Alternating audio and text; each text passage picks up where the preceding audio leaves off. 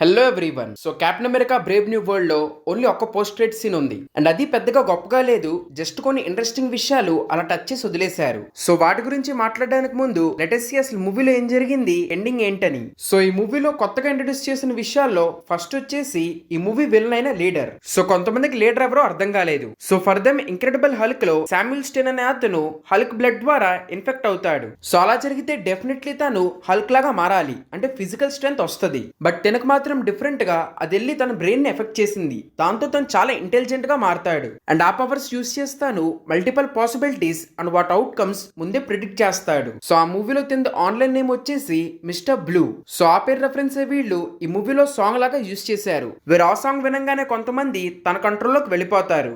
So comics లో కూడా తనకు మోస్ట్లీ పవర్స్ ఇలాగే వస్తాయి, కానీ అక్కడ తన దగ్గర ఇంకా కొన్ని పవర్స్ ఉంటాయి like telekinesis and his Hulks one of the main villain. So ఈ మూవీలో తన్ని తీసుకొచ్చారు అండ్ దీనికి రీజన్ వాళ్ళు ఏమి ఇచ్చారంటే ఇంక్రెడిబుల్ హల్క్ ఫైట్ తర్వాత రాస్ తిని పట్టుకుని జైల్లో పెట్టాడు అండ్ రాస్ తిని ఇంటెలిజెన్స్ వాడి తనకు కావాల్సిన పనులన్నీ చేపించుకున్నాడు. సో రాస్ ఎప్పటికీ వదలట్లేదు కాబట్టి అక్కడ నుంచి తప్పించుకోవాలి and not only that and అలాగే రాస్ ఎలాంటి వాడు అందరికీ చూపేయాలనుకున్నాడు. సో దాని గురించి నెక్స్ట్ మాట్లాడదాము. సో ఈ మూవీలో ఇంకో కొత్తగా ఇంట్రడ్యూస్ చేసిన విషయం వచ్చేసి అడమెంటియం. అంటే ఎటర్నల్ మూవీ లాస్ట్ లో సగం బయటకు వచ్చాకపోయిన సెలెస్టియల్ లోపల అడమెంటియం ఉందని చెప్పి ఈ మూవీలో రివీల్ చేశారు. సో అడమెంటియం అనే మెటల్ వైబ్రేనియం కంటే చాలా స్ట్రాంగ్. ఇన్ఫాక్ట్ కామిక్స్ లో వొలివరిన్ లోపల ఈ అడమెంటియం ని ఇంజెక్ట్ చేస్తారు. సో యాజ్ యూ నో ఈ మెటల్ కి సంబంధించి ఈ మూవీలో స్టోరీ మొత్తం నడుస్తుంది. వేర్ రాస్ ఈ మెటల్ అందరికి ఈక్వల్ గా దొరకాలని ట్రీటీ సైన్ చేయాలని రాస్ ఫిక్స్ అవుతాడు. బట్ ఇంకోవైపు లీడర్ ఏమో ఈ మొత్తం ప్లాన్ చెడగొట్టి రాస్ మీదకి తొయ్యాలని తను అనుకుంటాడు అండ్ అనుకున్నట్టే తాను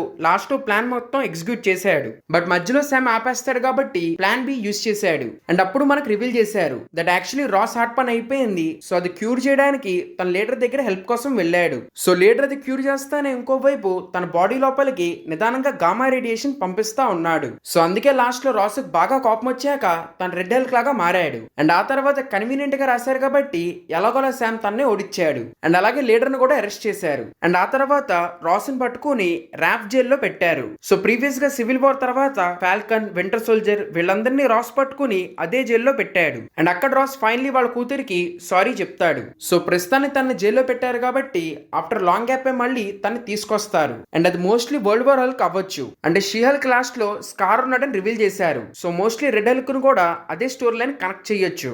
ఇన్ఫాక్ట్ అసలు ఈ మూవీలోనే ఆ హల్క్ బ్లడ్ గురించి చూపియాల్సింది. లైక్ లీడర్ ఆ బ్లడ్ తీసుకునే రాస్ మీద ఎక్స్పెరిమెంట్ చేసినట్టు చూపియాల్సింది అండ్ ఈ మూవీలో సర్పెంట్ సొసైటీని కూడా కొత్తగా చూపించారు. సో యాక్చువల్లీ కామిక్స్ లో అయితే సర్పెంట్ సొసైటీ ఒక పెద్ద విలన్స్ టీమ్, కానీ దీంట్లో మనకి ఓన్లీ ఒక క్యారెక్టర్ ని చూపించారు అండ్ అది కూడా సరిగ్గా చూపిలేదు. ఇన్ఫాక్ట్ తర్వాత కూడా నాకు తెలిసి ఎంసీయూలో ఈ టీమును పెద్దగా చూపియరు, బికాస్ దీని తర్వాత వీళ్ళు మల్టీవర్స్ లెవెల్లోకి వెళ్తున్నారు కాబట్టి ఎలాంటి టీము చూపించడానికి పెద్దగా స్కోప్ లేదు. బట్ ఒకవేళ చూపేయాలనుకుంటే ఇంకా డేర్ డెవిల్, హాకాయ్ ఇలాంటి సిరీస్ లో ఉన్న వాళ్ళు చూపించగలరు. ఇంకా coming to post credit scene, Sam మళ్ళీ ర్యాఫ్ట్ లోకి వెళ్ళాడు, కానీ ఈసారి తను వెళ్ళి లీడర్ ని కలిశాడు అండ్ అక్కడ లీడర్ బేసికలీ తనతో అంటాడు ఈ కంట్రీస్ మధ్యలో ఫైట్ బాగానే ఆపావు కానీ ఫ్యూచర్ లో వరల్డ్స్ మధ్యలో ఫైట్ జరిగిద్ది, దాని ఎలా ఆపుతో నేను చూస్తానని. సో తను డైరెక్ట్ గా ఇక్కడ సీక్రెట్ వార్స్ గురించే మాట్లాడుతున్నాడు. వీరి సీక్రెట్ వార్స్ లో ఇన్కర్షన్స్ మూలాన ఒక వరల్డ్ లో ఉన్న అర్త్ వెళ్లి ఇంకో అర్త్ కొలైడ్ అవుతుంది. సో అది జరిగేప్పుడు వాళ్ళ అర్త్ ని కాపాడుకోవడానికి ఆ ప్లానెట్ లో ఉన్న సూపర్ హీరోస్ వేరే ప్లానెట్ లో ఉన్న సూపర్ హీరోస్ తో ఫైట్ చేస్తారు.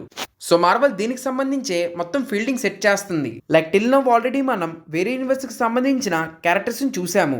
లైక్ నో వే హోమ్ లో ఇద్దరు స్పైడర్ మ్యాన్స్, మల్టీవర్స్ లో ఇల్యూమినాటీ టీమ్, మిస్ మార్వెల్ లాస్ట్ లో ఇంకో ఎక్స్మెన్ యూనివర్స్ అండ్ ఫైనలీ ఇప్పుడు ఫెంటాస్టిక్ ఫోర్ కూడా ఇంకో డిఫరెంట్ యూనివర్స్ లో జరిగిద్ది. సో ఇలా ఆల్రెడీ మనకి డిఫరెంట్ యూనివర్స్ లో ఉన్న క్యారెక్టర్స్ ని చిన్నగా ఇంట్రొడ్యూస్ చేశారు అండ్ ఈ మొత్తాన్ని సీక్రెట్ వార్స్ లో కంక్లూడ్ చేస్తారు అండ్ దాన్ని డూమ్స్ డే లో కంటిన్యూ చేస్తారు. ఇన్ఫాక్ట్ అసలు ఇన్కర్షన్ మొత్తంలో డాక్టర్ డూమ్ కూడా చాలా మేజర్ రోల్ ప్లే చేస్తాడు. సో అట్లీస్ట్ ఈ మూవీ హైప్ పెంచడానికి తనకు సంబంధించింది ఏదైనా హింట్ ఇవ్వాల్సింది. బట్ వీళ్ళేమో చాలా సింపుల్ గా లీడర్ ని యూస్ చేసి జస్ట్ డైలాగ్స్ తో టాపిక్ ని టచ్ చేశారు. ఇన్ఫాక్ట్ దీనికంటే Multiverse of Madness post credit scene ఇంకా ఇంట్రెస్టింగ్ గా అనిపించింది. సో ఇంక overall this is everything about Captain America Brave New World. So ఇంకేదైనా డౌట్స్ ఉంటే కింద కమెంట్స్ లో చెప్పండి అండ్ అలాగే వీడియో నచ్చి ఉంటే please like, share and subscribe. ఇంకా థ్యాంక్ యూ ఎవ్రీవన్. నెక్స్ట్ వీడియోలో కలుద్దాం.